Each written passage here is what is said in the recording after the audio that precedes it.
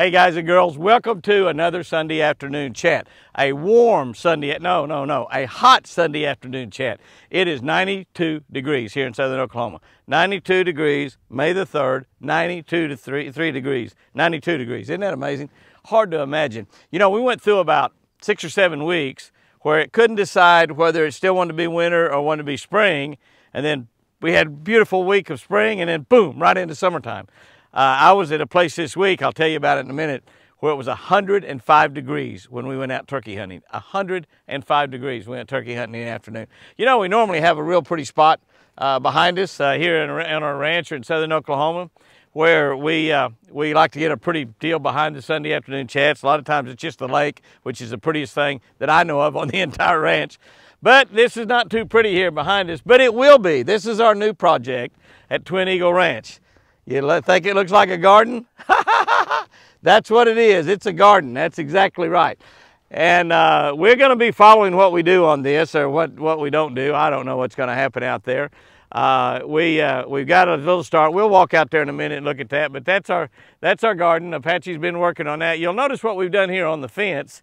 We've got a lot of deer on this place, and so what we've done is we've got high fences. So we actually came in here and built a high fence situation. We ran out of the really good wire we had. We've got the rabbit wire on the bottom of it to keep the rabbits out. You got to do something on this gate. You got to put some rabbit wire on the bottom. Little small deals here so the rabbits can't get through that. We had to put some rabbit wire on the gate. I have to tell Apache about that. Over here we've got actually a real good deer fence, the same kind of high fence that we use for our deer. And this is an 8-foot fence, so this is going to keep the deer out. The deer are a lot worse than the rabbits. There's no doubt about that. No doubt about that. By the way, you want to stick around all the way through this Sunday afternoon chat, because at the end of the chat, I want to tell you the secret, to tell you how you can have a great day this week, every day. You can have a great day every day. You want to learn how to do that? You can certainly do that. A great day every single day. The other thing I want to do at the end of the chat is I want to just brag a little bit about, we are about to cross a milestone on Jimmy Houston Outdoors YouTube. You know, we've got 2 YouTube channels. The other channel is a Catch for the Day channel. We had our Catch for the Day over here on this YouTube channel. We had to move it over to its own separate channel, Catch for the Day / devotional, where we do our daily devotional every day out of our Catch for the Day book. We have a fishing tip, a scripture, and a devotional for every single day, a little 5 or 6 minute video. And we just started that April 3rd. We've got about over 2,000 subscribers on that already. So if you're not subscribed to that Jimmy Houston channel, also be sure to subscribe to that. It'll start your day out perfectly, and you'll have a better day because of it. Now, that's not what I'm going to talk about at the end of the video here. I'm going to talk about how you can have a great day every single day this coming week, no matter what. But I want to talk about a milestone also at the end of this that we reached here, and I want to talk about how we're going to celebrate by giving you all a bunch of prizes. Haven't decided exactly what all them prizes are going to be. I'll maybe do some deciding while I'm talking here on our Sunday afternoon chat. We went to church today. You know, we haven't missed any church at Midway Hills Baptist Church between Sulphur and Davis, Oklahoma. We had the first 2 weeks of this pandemic church crisis, I call it, where churches all over America, all over the world actually closed their doors. We had church, inside church, for 2 or 3 weeks there. We then had outside church for, I think, 2 or 3 weeks, parking lot church, they call it in a lot of places. But this Sunday, right here, May the 3rd, we're back in church. We were back inside of our church. We got the rules, the same old rules, you know, where people spread out. We don't pass an offering plate, don't do Sunday school, don't do nursery, don't do any shaking hands or hugging. But we got the rules in effect, but we had church today. And let me tell you, there is no substitute for assembling with other Christian believers and having great church service, great worship service, worshiping the God that created you. It's just an absolute fantastic, amazing experience. And it was so good to be back in church. It was so emotional.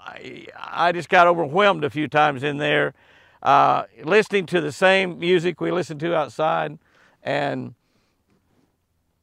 hearing the same type preaching that we hear outside from the same preacher. But it just seems like that God's presence was overwhelming in that building, that church building, that temple, his church this morning. He was just, I think he was happy that we were back in there. I think we put a smile on God's heart that we were back in there this morning. So anyway, but I've had a good week. I'll tell you about that week, and then we'll kind of look at the garden here, and I'll tell you a little bit about that. But the week, really, it was both good and bad. It started out fantastically. Last Sunday, we found out that my son Jamie and his daughter Jordan and her best friend Amy was coming down to the ranch for a couple of days. Just a total surprise. They actually intended to surprise us and and just show up here. When we got home from church, they were going to be here. But Chris caught them on that Life 360 app. That's an app where you can keep track of everybody in your family as long as they're involved in that and have their phone on it. And she saw them moving down. And she said, what are they doing moving on Sunday morning? They were coming down here. We had a great Sunday afternoon fishing last Sunday afternoon, caught a lot of fish. We called it the Family Fishing Circus, 5 people in a boat. I think we'll have that video on this week on our Jimmy Houston Outdoors YouTube channel. It's pretty good. 5 people fishing in a 21-foot Ranger boat. That's proper spacing, maybe lacking about a foot apiece, but it's all family. It's all great fun, and we had a great time. Jamie and I went out and fished by ourselves Monday, and you know, it was fun to take that boy fishing when he was 2 and 3 years old and 5 years old and 10 years old. And I remember him pushing me in the lake on my 40th birthday. We was doing a show down in southern Oklahoma, I think on Sardis Lake. And Jamie said, happy birthday, Pops, and just shoved me over in the lake. And such great memories. And so Jamie and I went out and fished together all day Monday before they had to leave on a Monday evening and go back. We've got a Tracker Marine dealership and a Kawasaki dealership, and so I think every mule that Jamie's got on the place is sold. I mean, he's just selling lots of Kawasaki mules right now. We've got a Tracker dealership, and that's closed on Sunday and Monday, so Jamie's got Monday off, and he can come down and spend that Monday with me, and it was really a special deal. We had a great time. I had an absolutely fantastic time doing that. And the rest of the week, Tuesday was kind of one of those days, had a lot of storms running through Oklahoma, had them all over around here. We didn't get any storms on the ranch, didn't even get any rain.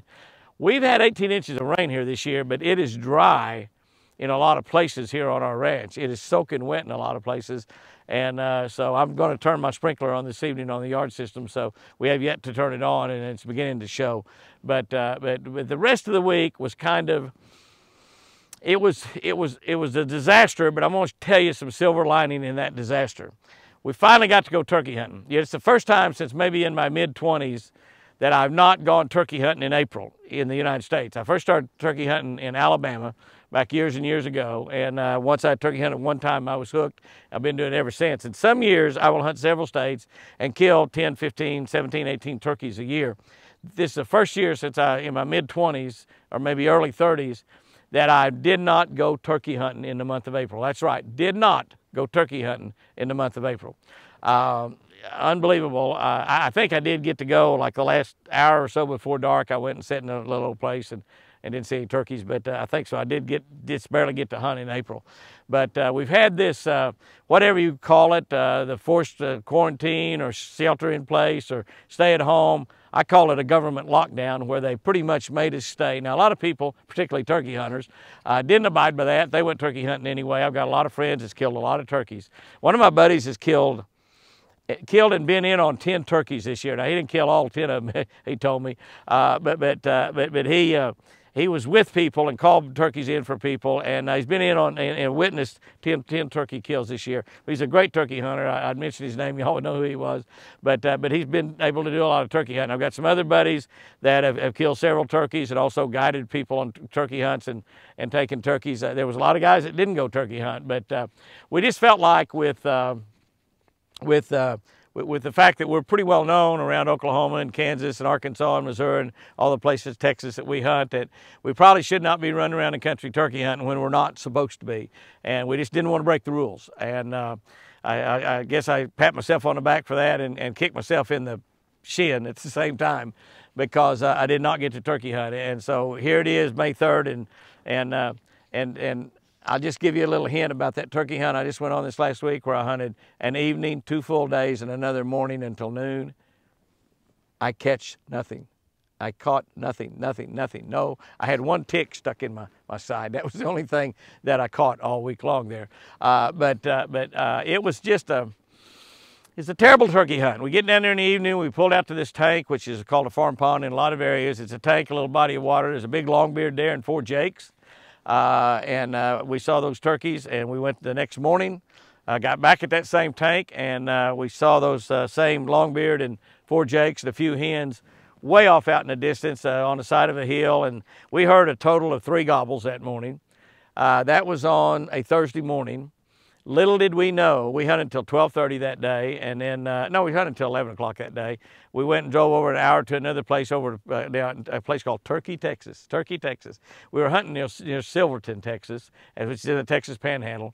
And, but we hunted to about 10:30. We went over there, and we did a little field management of a lake, checking out a beautiful, beautiful lake. Now, they don't really have a lot of lakes in that part of the country, so if you've got a 5 or 6 acre lake, which this one was, on a ranch, it's like a jewel. It's a beautiful lake, and I did a little field management. You know, we just did that video on managing for big, healthy bass, and we showed about fertilizing the lake. And we're going to take it a step further with this vid, because I wanted to go out and just fish a lake that had not been managed, a beautiful lake, crystal clear water, and look at it and show you by a field management statue what you could do to check your own lake out, or a lake that you've got access to fish, and how you can turn it into a beautiful lake, into a trophy bass lake with lots and lots of great big bass in it. And so we're gonna do a vid on that. It'll probably be later this week on Jimmy Houston Outdoors YouTube, maybe Wednesday, maybe Friday. But it's gonna be just, if you watch the fertilizer movie, be sure and watch this one.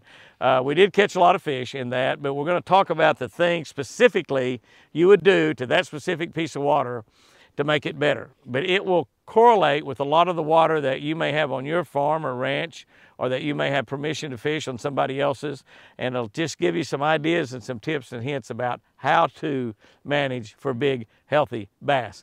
And it's going to be a great video. You don't want to miss that vid. I don't know what it's going to be called, but it's a little field testing deal, field research trip on how to make a lake a really great lake. And but the turkey hunting trip, we hunted on that ranch that evening. It's a good ranch. That ranch actually is for sale. I was hunting with a buddy of mine out there, Cason George. Cason's a young man, good Christian young man, and he grew up in that area. He lives out there. That's out around Lubbock, Silverton, south of Pampa, Turkey, Texas, you know, Memphis, Texas, that area out there. And he's actually a pig hunting guide. If you want to go pig hunting, Cason George, we'll put a link to give his telephone number on here. Cason George, just a pig hunter deluxe. I mean, he really gets after those pigs. He's got pig dogs, also hunts them at night with thermal guns. So if you want an exciting pig hunting experience, Cason's the guy to call. But he told me that he mainly guides pig hunting to help his real estate business, because he is also in the real estate business there, and he sells big ranches and farms in that area. He sells houses, I think, a little bit, but mostly he's into the commercial, and all the way from Lubbock, Texas, up to Memphis, Texas, into Oklahoma, right close to Oklahoma. He is selling those big giant ranches, and this particular one was 1,200 some odd acres. It had this 5 and 6 acre lake on it, and that was one of the things he was wanting me to do, was look at that lake and see how we can make a beautiful, beautiful lake into a great lake. I mean, a great fishing lake, and so that's what we'll be doing on that. But Cason grew up in that area. He knows everybody. If you were looking for a ranch in that area, the Panhandle of Texas, or you want to sell a piece of your ranch or all of your ranch or something, it's a perfect guy. We stayed on his granddad's ranch, which is a beautiful ranch, and but the turkey hunting was just, it sucked. I mean, what can I say? It was just horrible. That first morning we heard 3 or 4 gobbles, and we saw those that jake and 4 jakes and that longbeard and 3 or 4 hens, and I hunted out there Friday. I hunted Friday, and we hunted until 12:30. It got up to, it was about 90 degrees at 12:30. We went in, and I took a little 2-hour nap. We got back out there at 4 o'clock. It was 105 degrees. 105 degrees. Now, we thought we would outsmart those turkeys, so we went and hunted around a tank, a farm pond, because we knew they had to come to water. They had to come to water. 105 degrees, a turkey's out there, they got to come to water. They didn't. They didn't. They did not come to water. So we didn't see a turkey that evening. We had Saturday morning left to hunt. Went out and had Saturday morning until 11 o'clock, and I called in 2 single hens, which I was just tickled to death to do that, because I thought I couldn't call anymore. I told Pat, I said, I don't know how to call turkeys. I don't know how to call turkeys. I can't get a turkey to gobble. Nothing's happened. And I called 2 single individual hens in. One came in talking like a mother-in-law. Not my mother-in-law, somebody else's mother-in-law. Oh, I should wished I hadn't said that. My gosh, why do I say things like that? But anyway, yap, yap, yap, yap, yap, yap, yap, yap, yap, all the way in, circled all around me, looking for me, couldn't find me. I kept talking back to her, and it was just back and forth, back and forth, back and forth. I'm not sure what she was saying. She knew what I was saying. So anyway, we did it around. She left, called another turkey in. It came in silent, never made a peep, never made a peep. And them gobblers ought to marry that girl, that's for sure. But there was no gobblers, either one of them. We never saw a gobbler, never heard a gobble. So it was just like the worst turkey hunt you could ever imagine. But let me tell you, no matter what happens, you can find the silver lining in everything. Here is the silver lining to my turkey hunt, where I heard 3 gobbles in 2 half-a-days and 2 full days, and saw, you know, almost nothing, and it was 105 degrees, which turkeys just will not gobble very much in 105 degrees. I've been there, done that before. I've never done it in 105 degrees, but 197, 98 in Kansas at times. And it'd be a bad day here today, although I did see a turkey just a few minutes ago right here on my ranch. He had a beard about that long, but he's my buddy. He knows I'm not going to hunt him. I'm sweating out here right now. That's how hot it is. It's humid here. It wasn't that humid over there in Texas. It was pretty dry, even though it was 105 degrees. But here's the silver lining of that trip. We were staying at a house on a ranch that Cason's granddad owns. And Cason's granddad is a great man in that area there. He was a county commissioner for years. He was a judge in that area, just a great individual and a great rancher. He was out riding around on horseback, you know, looking for some cows one day while we were out there. But he's got a ranch house there. It's not the headquarters. It's just a ranch house that the kids use, and he allowed us to stay in that. Here's the good part. It had no television. We had no television. We had no news at all. We were also in an area that is so remote, our telephones barely work, so we had no news on the telephone. We also were in an area where it was so remote that our radio barely worked. And I was in my ranch truck, which does not have XM, so I didn't have XM. So all I had was just FM and AM, and they had one station. It's a powerhouse station out of Memphis, Texas, big 100,000 watt. You remember those in the old days? 100,000 watt power watts, 100,000 watts of power station. You know, that's what we had, and it's a great station. We listened to it all week, listened to every local ad for every place in Memphis and Wellington and Clarendon and Quail and Turkey and all those towns out there in the Panhandle. But we listened to no news. They didn't have any news on that station. Didn't even have a weather. Well, I think maybe they told how hot it was. But we had no news. So for 4 days, Wednesday until Saturday night when we got back home, we had no news. And let me tell you, that is refreshing. That is absolutely great. I asked my wife, I said, how's the pandemic doing? She said, I don't know. And I said, what are they saying on Fox News? She said, my television went off or something. I don't get Fox News on it when you're gone. I said, really? Did you listen to any other news? She says, no, I didn't even hardly have it on all week. So we had no news all week long. Can I tell you what a good deal that is? How great it is that you have no news for 4 consecutive days. Now, for the most part, I never even thought about it. I never even thought about the news. I never thought about politics. I never thought about the virus. I never thought about the media and how crooked they are. I never thought about any of that kind of stuff. I was turkey hunting. And I was fishing also. So that's the silver lining in a turkey hunt where it just got too hot and the turkeys wouldn't work at all, is that we had no connection really with the outside world. We're pretty much quarantined on that ranch, but we just had a great time. We just had an absolutely fantastic time there. Okay, let me tell you, let's go over here and take a look. I'm going to walk in my garden here in a minute, show you what we got done so far. But let's walk over here to the back of the tracker, because we have got seed planted all over there. And we've got cucumbers, we've got sweet corn, we've got okra, we've got onions, we've got tomatoes, we've got peppers, we've got a little bit of everything. But for the most part, except for the tomato plants, tomato plants and some peppers, they're all just seeds. Well, you know me, being a very impatient man that I am. Oh, I didn't mean to say that. Being a very patient man that I am. No, maybe I said it right the first time.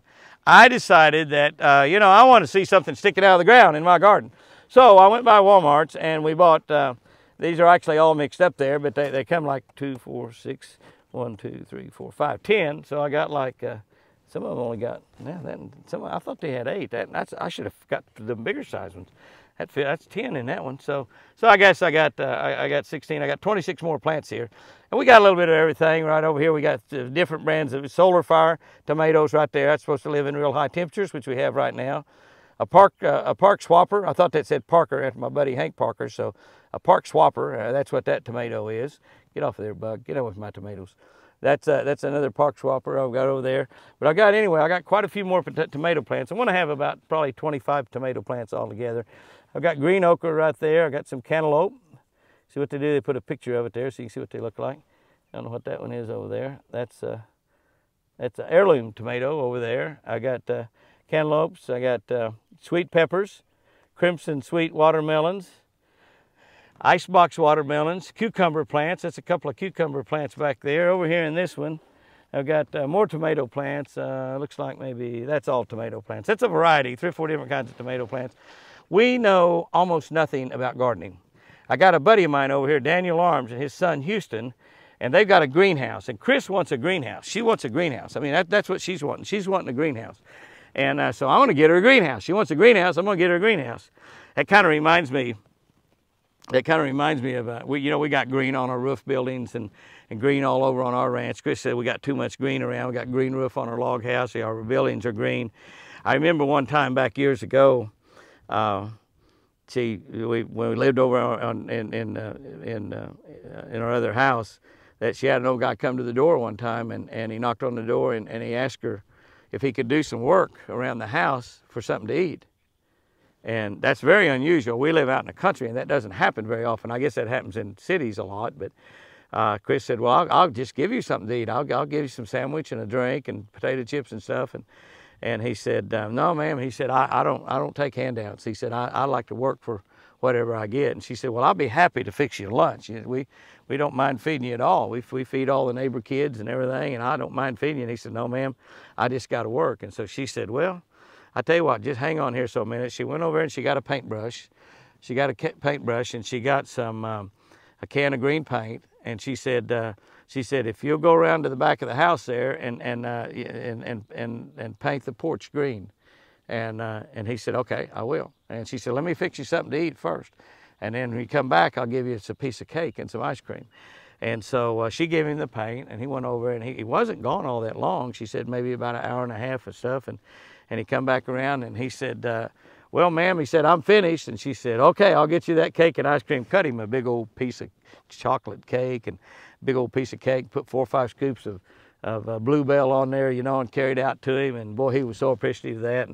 And he said, "Well, you want to go around and take a look at that and job done?" And she said, "Yeah, as soon as you finish your ice cream, I'll go look at it. Does it look nice?" And he said, "Well," he said, "I think it looks okay, but," he said, "I got to tell you one thing, ma'am." He said, "That's not a Porsche, that's a Mercedes." So that's Chris's only time she's ever owned a Mercedes in her life. A great Mercedes at that. Oh, what was I talking about? I don't know what I was talking about. Okay, but anyway, we'll get these planted in the garden in the morning. We're gonna kind of follow along.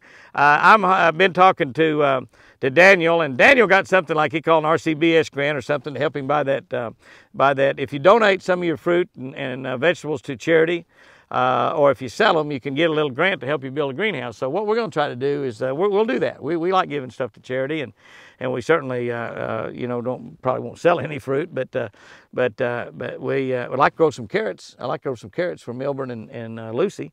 So and we don't have any carrots in here, do we? We got some carrot seeds. We got carrot seeds planted: cantaloupes, watermelons, cucumbers, okra, sweet peas, green beans. We got all those seeds planted. These are just some plants because I just want to have something growing up out of my garden. I got to have something sticking up out of the ground. Pretty quickly, everything's going to be sticking up. We got our well house is right over here, so we got water close by. We're just going to have to run water from that well house right over here, and water our plants. So let's go inside here, and I'll take a look at that and show you what we got so far. And then I'll wrap this thing up because I want to tell you about the milestone we got coming up, what we're going to do in giving away in prizes. I got that sort of in my mind as I've been talking, and I want to tell you how to have a great day this coming week, every single day. Let's go over here and get in here. You got to watch when you walk in our garden area, because we got the gate. We got the gate, but we got a little wire here, so you got to duck under the wire. And the only thing that's really pretty doggone attractive out here so far is our handful of tomato plants that we've got. You can see our little handful of tomato plants here. We've made a little situation here, a little bowl deal. We honestly don't know what we're doing, so any advice any of y'all want to comment and share with us on gardening, we're sure up to it. We have put a couple of T-posts in here. I'm a T-post son of a gun. I use them for a lot of things. And hopefully, you know, our tomatoes going to come up and the T-posts end up, the vines can wrap around the T-posts there. We've got about, all we got here is about 10 tomato plants right here. And I got about another 16 or so out there. So we're going to have around 25 tomato plants. Down at the end, the last couple of deals down there are peppers. We've got peppers. Apache loves peppers. We love peppers too. But if Apache can grow anything, he ought, you know, a Mexican Indian, he ought to be able to grow. He ought to be able to grow peppers. He ought to be able to grow peppers. The rest of the garden over here, and you can see we got a lot of work we're going to be doing out here. We actually got our old Miller disc all put back together, and it's not out here now, but we got it put back together, and we actually disced all this up, and we got our rows all laid out, and you can see over here. You can see over here how we got all the rows going over there, and we got the seeds planted and all of that. And so we got a huge garden out here. We got a lot of room, and but all our garden's right over there on that side right now. You can see the rows going down there. They're going from post to post. We did this just to kind of mark what we got, and we'll be having stuff stick out of the ground. We actually got a little bit sticking out of the ground right now. You see our rows going here. That's the little onions. We got little onions sticking out. We planted little onion bulbs, I think they call them. So those will grow. Get some water on all this out here. The ground's actually moist down underneath it, and this will all be a beautiful garden someday. Chris says that she just can't grow anything, so we'll find out. But she asked me if I was going to plant those, and not now because I got my Sunday go-to-meeting pants on, and I'm not going to get down on my knees and plant out here right now. But we'll get these planted early in the morning. I think that planting early in the morning is the best time to plant. I think that's in the solar tables and the almanacs, and that early on a Monday morning is the best time to plant. And I think it's got in those little parentheses down there, little quotation marks. It's like when Apache's there to help you. That's it, when Apache's there to help you. All right, let me tell you about this milestone we're coming up on, and I'll get out of this thing right here. Rambled on quite a bit, but you know, it's been a great week. We just had a fantastic week. Looking forward to this coming week. We've got 9 kids and grandkids and great-grandkids coming down here this week on, I think, a Wednesday, and be here 3 or 4 days. So we've got a great week planned toward the end of this week. I guess we'll work probably a whole lot Monday and Tuesday and try to get a week's work done so we can play with the kids and grandkids on Wednesday through Saturday. But we are just about to hit 50,000 subscribers. That's amazing, 50,000. We started the thing last year in February. At the end of the year, we had 30,000. And so we've added, I think we're at 48,000, just barely over 48,000 right now. And right now, the last several days, we're adding 500 to 900 per day. One of the things that happened recently, I did a couple of videos with my good buddy Daniel Arms, Oklahoma State Trooper. With him in Houston, we did some shed hunting, we did some fishing, catching some fish and taking over, stalking into his pond there at the Arms Family Homestead. And Daniel did a couple videos. We haven't even put our videos up yet, but he's put his up. And we actually added about probably a couple thousand subscribers there because of those videos. But it must have got us to some sort of magic number or something with YouTube and Google, because all of a sudden they've started recommending us in a lot of places.